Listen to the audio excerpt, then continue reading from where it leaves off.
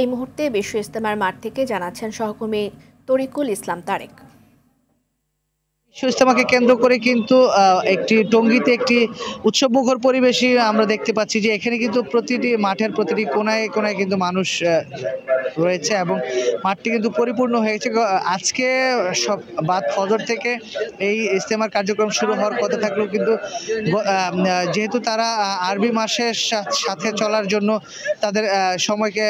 Count করছে, সে দিক থেকে কিন্তু তারা কিন্তু গতকালকে বাদ মাগরিব থেকে কিন্তু আহ্বানের মাধ্যমে কিন্তু এই ইজতেমা ময়দানের যেই মূল কার্যক্রম সেটি শুরু করে দিয়েছে এবং এই 2 তারিখে কিন্তু এই ইজতেমা ময়দানের যেই প্রথম ধাপের যে প্রথম অংশের যেই আখিরি মোনাজাত সেটির মাধ্যমে কিন্তু এই ইজতেমার যে কার্যক্রম সেটি প্রথম পর্বের যে প্রথম ধাপ সেটি শেষ হবে এবং 3 তারিখ থেকে শুরু করে আবার পরের দ্বিতীয় ধাপ কিন্তু শুরু হবে এবং 5 তারিখে যে সেটির আখিরি মোনাজাতের মাধ্যমে প্রথম পর্বের দ্বিতীয় ধাপের যে ইজতেমা সেটি শেষ হবে এবং 14 থেকে 16 তারিখ পর্যন্ত কিন্তু ইজতেমার যেই দ্বিতীয় পর্বের যেই আনুষ্ঠানিকতা সেটি হওয়ার কথা রয়েছে এবং সাদ অনুসারীরা ওই সময় ইজতেমা কার্যক্রম পরিচালনা করবে। এবং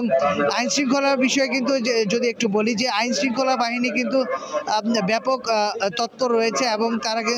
পুলিশের প্রায় 7,000 কর্মী কিন্তু এখানে এই ইজতেমার ময়দানে নিরাপত্তার জন্য সার্বক্ষণিক কাজ করছে এবং এছাড়াও কিন্তু সাদা পোশাক, র্যাব, বিজিবি সহ বিভিন্ন সংস্থার যারা রয়েছে তারা কিন্তু এখানে